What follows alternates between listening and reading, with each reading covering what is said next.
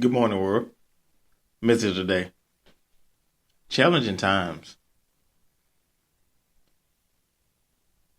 Guys, when we decide to make a change in our life and we on that journey of bettering ourselves, you're going to face challenging times. People tend to forget that when you follow God, times are going to be a little bit harder than it was normally because you're going to, all those attributes that you want in life is going to be tested to the max.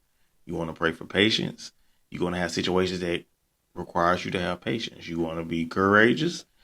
You're going to be in situations where it requires you to be courageous. You want to be independent. You want to be self sufficient. All of these different things that we want, titles that we want, things we take pride in within ourselves. You want these things, the wisdom, the knowledge, to be able to self sufficiently, self sustain, no matter where you are.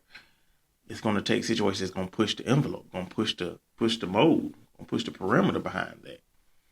So when you ask for those things, know that, you're going to go through tough times. But those challenging times, you can't complain about it because it's what you prayed for. That's like complaining, saying that you're hungry and God bless you with a plate of food. And now you complain about it's too much food, but you were just hungry. Can't complain about what you prayed for. That's something that we all have to realize, that you can't complain about what you prayed for. So with that being said, going forward, you have to watch how we move in these challenging times, how we breathe, how we walk, how we speak, how we move, just our whole aura, because you have to speak life in situations. This is a test. Teacher is always quiet during the test. So you have to move circumspect. You have to understand what's going on around you and why, where you are. Because everything's a distraction when you're trying to walk, right?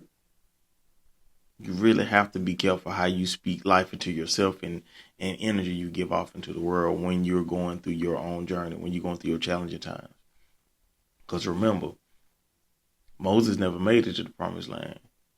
God asked him to speak to the rock, and he hit it with the stick.